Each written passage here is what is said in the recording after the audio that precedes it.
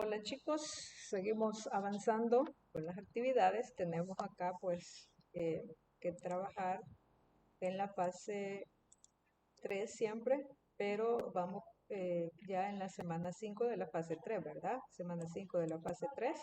La clase de este día, clase 2.4 de la página 100 del libro de texto, ¿verdad? Me voy a la página 100 en el libro de texto. Clase 2.4 es caracterización de los ángulos alternos, la página 100.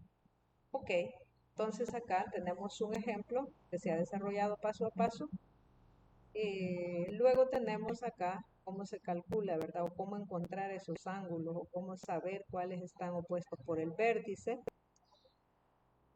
cuáles son alternos internos, que si tienen iguales medidas, que está la solución, qué debemos tomar en cuenta, detenernos un poco en la conclusión y dice si dos rectas paralelas son cortadas por una recta secante, entonces, los ángulos alternos internos y los alternos externos son iguales.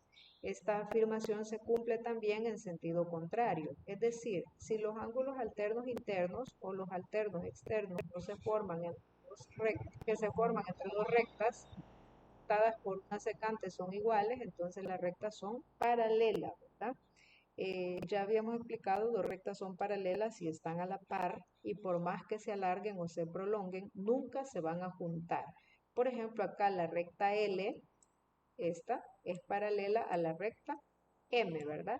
Y esta es la secante, la que está denotada con la letra S es la secante. Debemos tomar en cuenta esa secante también, ¿verdad? Luego nos dice en los problemas, que nos vamos a detener acá en los ejercicios del libro de texto, dice, dado que L es paralelo a M, identifica los pares de ángulos alternos internos y alternos externos y determina sus respectivas medidas, ¿verdad? Ok, acá pues tenemos que hacer la solución al igual que se presenta en el ejemplo, ¿verdad? En la solución del ejemplo, que se van escribiendo los pares de ángulos y con esa solución nosotros vamos a ir trabajando. Vamos a trabajar sacando los pares de ángulos, ¿verdad? Que es lo que nos interesa escribir. Por ejemplo, los pares de ángulos. Primero nos dice que saquemos los ángulos alternos. A ver, los ángulos alternos internos y también los ángulos alternos externos. Ok, entonces hacemos de esta figura, lo sacamos aparte. Por ejemplo, yo conozco el ángulo A, que es, bueno, voy a sacar todos los alternos internos, ¿verdad? Que sería el ángulo B, el ángulo B, eh, bueno, vamos a escribir el símbolo de ángulo B. El otro es el ángulo D también, D de dedo, ¿verdad?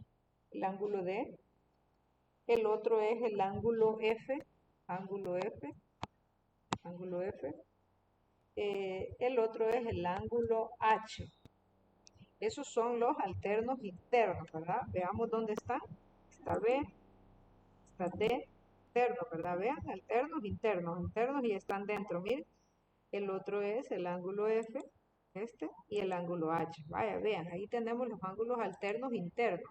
Ahora vamos y sacamos los ángulos alternos externos. Alternos externos es el ángulo C. A ver, ángulo C, voy a usar otro color, ¿verdad? Ángulo C, el ángulo G y el ángulo E. Esos son los alternos externos. Vamos a ver, voy a marcar acá, es el ángulo C, este que es el rojo, este que está también con rojo y este que está también con rojo. Miren, alternos externos, ¿verdad? Alternos externos, ahí los podemos ver fácilmente, ¿verdad? Alternos externos. Bueno, entonces ahí pues es bien fácil identificar, todos tienen la misma medida, ¿verdad? Por ejemplo, todos los alternos internos tienen la misma medida y todos los alternos externos tienen la misma medida. Si yo ya conozco el A que es alterno a C o opuesto a C, ya sé que C también vale 125. Y que D vale el complemento, o sea, D valdría 55, ¿verdad? Recuerden que entre los dos deben sumar 180. Entonces solo escribimos acá los ángulos, acá tenemos los alternos internos y acá los alternos externos. Y ahí también estaría el ángulo A, ¿verdad? Aquí estaría el ángulo A, pero ese como ya lo conocemos, por eso no lo habíamos escrito, pero también es parte de los ángulos alternos externos. Y así pues vamos nosotros al cuaderno de ejercicios, nos buscamos en el mismo tema y vamos pues a identificar también esos ángulos, ¿verdad? Dice, determina, bueno, en la clase 2.4, caracterización, que determinemos el valor de x, pero como ya sabemos que son alternos, miren, alternos externos, entonces ¿cuánto valdría x, verdad? Está sombreado igual. Lo mismo sucede acá. ¿Cuánto valdría x si son alternos externos los ángulos? Igual en el 69, miren, alternos internos, ¿verdad? Y ahí podemos nosotros, alternos externos, con el B son alternos externos y ahí podemos ver exactamente cuál es el valor de x.